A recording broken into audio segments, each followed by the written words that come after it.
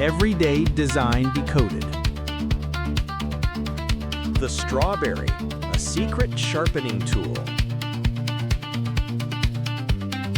I was digging through my junk drawer yesterday looking for a button, and I found it. You know the one, that little red tomato pincushion. It is everywhere. It's in my grandma's house. It's in those cheap travel kits.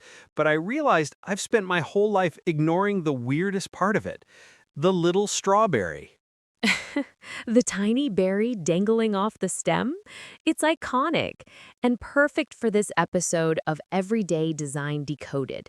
Because, like most things we talk about, that little fruit isn't just a cute aesthetic choice. See, I always assumed it was just garnish. Like someone made a tomato and thought, you know what this needs? A totally different fruit attached to it. But you're telling me it actually does something? It does. And the clue is actually in the sound it makes. If you squeeze the big tomato part, it's usually soft, right? Squishy. Traditionally, that's filled with compressed sawdust or wool to hold the pins safely. But have you ever squeezed the strawberry? Actually, no, I don't think I have. Let me think. It looks tighter, heavier. Exactly. If you pinch it, you'll feel a crunch, like it's filled with sand. Because it is.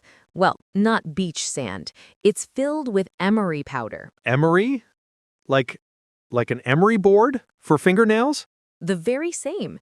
It's a very hard crushed mineral, basically a rock, called corundum. It's an abrasive. So while the tomato is a garage for parking your needles, the strawberry is the workshop. Wait, it's a tool. I've been letting it dangle there for years, and it's actually a machine. Think about what happens to a needle over time. It gets dull from piercing thick fabrics. It gets sticky from starch or glue. And metal oxidizes. It gets tiny bits of rust that you can't even see, but they snag the cloth. The strawberry is a whetstone. A whetstone. That is wild. So you just stabbed the berry? Basically, yes. You jab the needle into the strawberry a few times.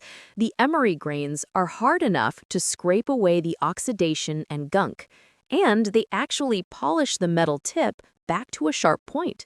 It's physically grinding the needle clean. That explains the crunch.